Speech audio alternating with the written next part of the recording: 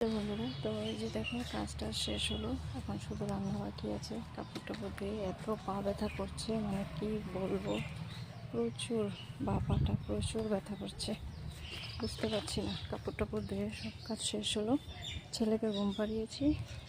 দেখো একটা জিনিস দেখাচ্ছি।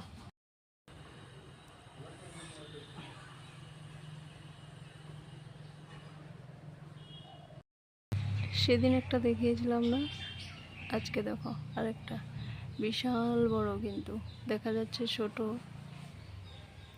কিন্তু অনেক বড়। আর অনেক হয়েছে, ছোট ছোট আছে অনেক। দাঁড়াও দেখাচ্ছি।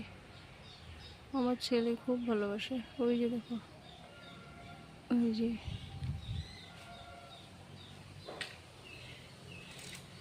আরো। তারপর এই যে দেখো, বড়ের জন্য একটু রসুন ভর্তা করব।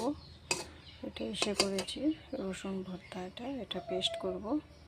এখানে আছে ফুলকপি আলু ভাজি, এখানে ফুলকপি আলু ভাজি আছে। আর ছেলের জন্য একটু ডিম অমলেট রেখেছি, ভাত খাবে।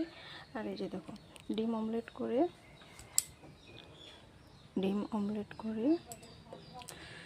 এই কি ফুলকপি আলু দিয়ে একটা তরকারি করেছি। আলু ফুলকপি, এই যে অমলেট দেখাচ্ছি, দাঁড়াও। ডিম বেশি ছিল না, দুটো ডিম ছিল, সেটা দিয়ে অমলেট করেছি। কিছু ছিল না, তার জন্য দুটো ডিম দিয়ে আজকে দুপুরে খাওয়াটা শেষ করব। এখন টাটা, রান্নাঘরে ডিউটি শেষ। এখন যাই ছেলের এখানে, ছেলে শুয়ে আছে। তো আবার দেখতে থাকবো, দেখি যদি ভিডিও করতে পারি তো শেয়ার করবো। টাটা।